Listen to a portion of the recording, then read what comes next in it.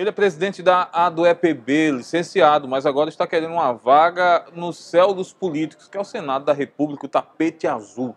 Hoje eu estou no Espaço Que Casa para conversar com o Nelson Júnior, pré-candidato ao Senado pelo PSOL. Nelson, obrigado por sua atenção aqui com o Política Etc. Olá, eu que agradeço o espaço, Hector, estou à disposição para a gente discutir, debater as ideias que você achar interessante para o seu público. Estamos à disposição. Essa não é a primeira vez que Nelson Júnior entra em uma disputa eleitoral. Dessa vez, novamente para o Senado. O que é que um senador faz? Porque boa parte do povo não tem ideia do que um senador faz.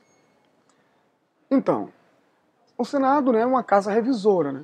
É uma casa que, a partir do que se discute no Congresso Nacional, na Câmara Federal, vai para o Senado, para os senadores avaliarem, os senadores manterem aquilo que foi aprovado na Câmara Federal, ou até mesmo modificar. Né? Tem esse poder de modificar, mas também o Senado também apresenta propostas, apresenta ideias, e essas ideias são debatidas no Senado Federal, e ao contrário, vai para a Câmara também para discussões. E o Senado, Hector, é o espaço que representa os estados. No parlamento, não. A bancada no Congresso Nacional, mais especificamente na Câmara Federal, ela representa, né, proporcionalmente cada estado de acordo com a proporcionalidade da população. Por isso que a Paraíba tem 12 deputados, São Paulo tem em torno de 70. Já no Senado, não. No Senado, são 3 senadores por cada estado, exatamente representando os estados da federação. Então, no Senado Federal, o senador ele vai ali buscar equilibrar, né, o debate e as disputas de acordo também com o interesse dos estados. Em linhas gerais, seria isso. Mas E o que é que você pretende fazer se chegar ao Senado? Qual o projeto de lei, qual a iniciativa que Nelson Júnior pensa que vai defender para poder ganhar o crédito das pessoas? Olha, no Congresso Nacional, especificamente no Senado, né, nós temos uma proposta de nos somarmos à luta que o PSOL já vem desenvolvendo, juntamente com outros parlamentares do campo progressista, no sentido de reverter essas reformas políticas feitas pelo governo golpista do Temer. Nós tivemos aí a reforma trabalhista, que na nossa leitura precisa ser anulada essa reforma. Uma reforma que foi feita por um governo, todo mundo está vendo como esse governo construiu esta maioria, como é que essa maioria se estabelece, um governo sem credibilidade, cujas reformas vem atingindo os interesses populares. Nós estamos vendo que a população foi totalmente contra a reforma trabalhista e o governo implementou a reforma trabalhista. Mesmo assim, nós temos aí também, Eckleton, a PEC 95, a chamada PEC do fim do mundo, que chegou para quê? Para limitar os investimentos em políticas públicas. Congelou por 20 anos qualquer investimento em políticas públicas nesse país. As pessoas vão no posto de saúde, as pessoas vão no PSF, falta medicamento, farmácia popular já não funciona como funcionava antes. As pessoas não entendem. Olha, por que isso está acontecendo? Está acontecendo porque o governo federal congelou por 20 anos os investimentos em políticas públicas, em políticas sociais. Como senador, nós vamos lutar para reverter essas reformas de Temer, mas vamos lutar também, por exemplo, para barrar, continuar barrando, temos conseguido isso enquanto militante no Brasil inteiro, barrar a reforma da Previdência. O que é que você acha da reforma da Previdência? Entendimento de Nelson. Esta reforma da Previdência, o objetivo maior é abrir a Previdência Pública do Brasil para as empresas, para as financeiras, para que nós deixemos de pagar, no meu caso, a PBPrev, no caso da maioria dos brasileiros, o INSS, para de repente estar pagando empresas privadas para aposentadorias no futuro. É fazer o que acontece com o plano de saúde? Exatamente. Exatamente igual o que acontece com o plano de saúde. No início, as pessoas começaram pagando o plano de saúde, acreditando que iam ser bem atendidos, e hoje, como nós estamos vendo, com as políticas de coparticipação, você paga um plano de saúde caro, ainda paga metade do tratamento, mesma coisa vai acontecer com as aposentadorias. Sem falar que em alguns países, as empresas privadas que venderam pacotes de aposentadoria quebraram e as pessoas perderam, em vários casos, os investimentos feitos. Alguns temas que devem pautar e que, vez por outra, surgem no Legislativo é a respeito do Pacto Federativo. Qual a sua perspectiva sobre o Pacto Federativo e a execução no país? Olha, nós precisamos discutir esse Pacto Federativo, nós precisamos discutir como é que vai se desenvolver, por exemplo, a questão tributária nesse país. Temos que pensar uma reforma tributária. Não dá para o ICMS ser cobrado exatamente no estado de origem, precisa ser cobrado onde você vende o produto. Né? É preciso que as pessoas paguem, é preciso que o Estado que está vendendo aquele produto, onde o produto é vendido naquele estado, o Estado recebe, não simplesmente aonde é produzido. É preciso discutir o imposto sobre as grandes fortunas. Por que discutir o imposto sobre as grandes fortunas? Porque nesse país, quem paga imposto é o trabalhador assalariado, que já vem com esse imposto descontado no seu salário, o imposto de renda. E as grandes fortunas, nós vemos aí que elas saem, pagam o imposto básico e se livram dos grandes lucros. Isso já acontece nos países europeus, por exemplo, boa parte deles já tem imposto sobre grandes fortunas, como Bélgica, França. E no Brasil não. No Brasil, os ricos continuam pagando menos impostos, enquanto os pobres, enquanto os trabalhadores, enquanto os médios e pequenos empresários é que ficam com a carga maior de imposto nesse país. Nós estamos no espaço Que Casa, montado aqui no Mangabeira Shopping, entrevistando o pré-candidato ao Senado pelo PSOL, Nelson Júnior. Nelson, outros temas polêmicos que envolvem o legislativo do país, vez por outra surgem, são alguns temas bastante diversificados, a opinião da população. Eu queria saber a sua. Qual a perspectiva de Nelson Júnior sobre a legalização do aborto? Olha, esse é um debate preocupante, porque nós estamos percebendo que no Brasil hoje, a questão do aborto, do jeito que tem sido feito de forma ilegal, perseguido pela estrutura de Estado, o aborto se tornou um caso de polícia no Brasil. É um caso de polícia.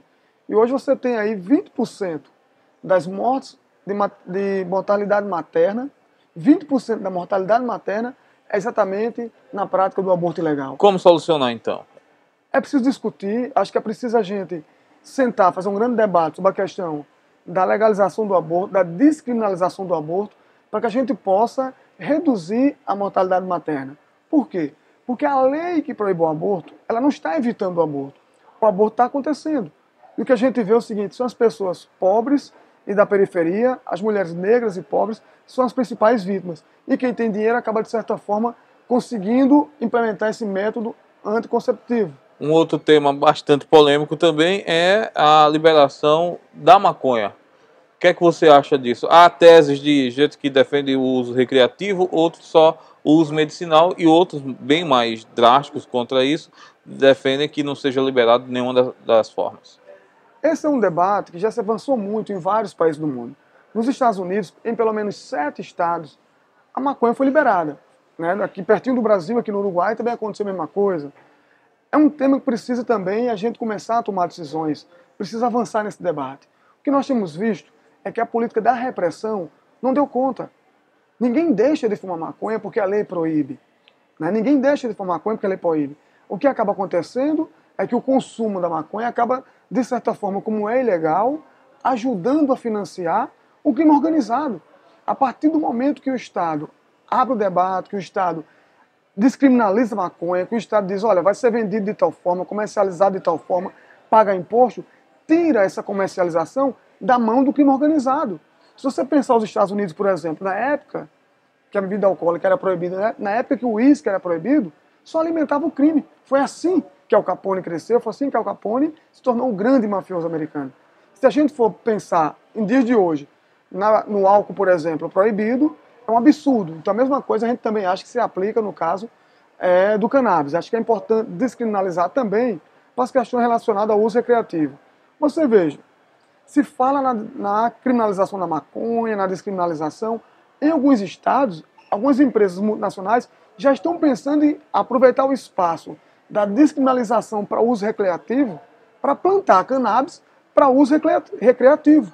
Então nós estamos começando a ver que os grandes conglomerados, como a Monsanto e outras empresas multinacionais, estão só aproveitando a abertura desse debate para começar uma produção. Então nós vamos deixar de discutir, democratizar, debater a descriminalização da maconha para deixar esse espaço exatamente para as multinacionais. Não, é necessário no Brasil, no Congresso Nacional, a gente consiga sentar e fazer esse debate.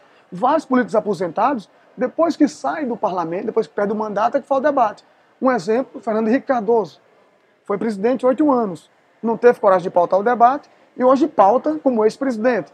Mas você tem também no STF o ministro Barroso, tem sido um dos defensores da descriminalização da maconha. Então eu acho que a gente precisa avançar, fazer esse debate com o pé no chão, sem preconceito, agora encontrar saídas, inclusive para resolver também um dos problemas na segurança pública.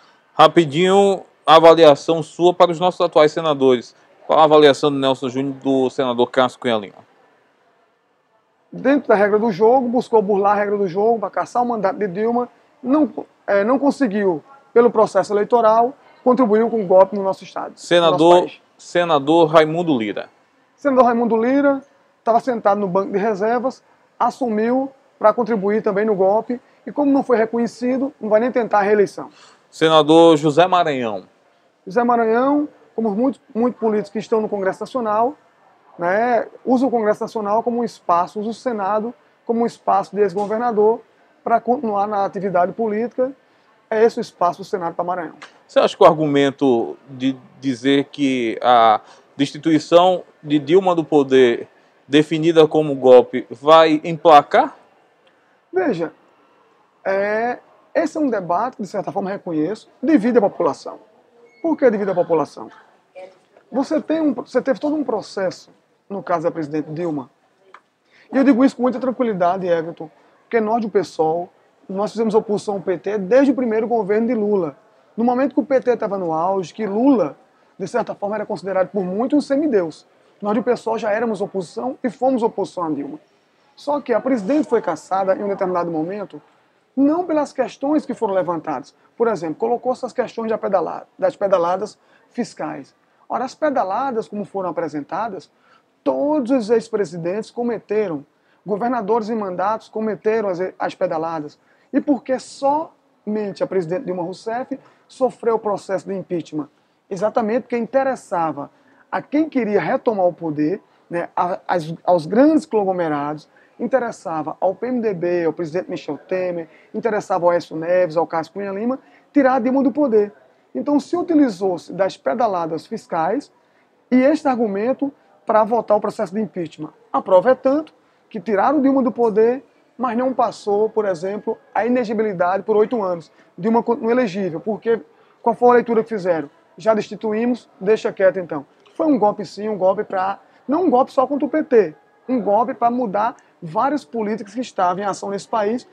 E a prova disso foi a reforma trabalhista, o congelamento dos investimentos, como a gente está vendo, a história também da reforma da Previdência que foi tentado. Foi tudo consequência do golpe. Nelson Júnior, obrigado por sua atenção aqui com o Política Etc. Eu que agradeço, Everton, estamos sempre à disposição. Forte abraço, é um prazer estar com você nesse momento. Obrigado. Olha, você que acompanha o Política Etc., dizer que você pode acompanhar o dia a dia da política no www.politicaetc.com.br, nas redes sociais, @Política Etc.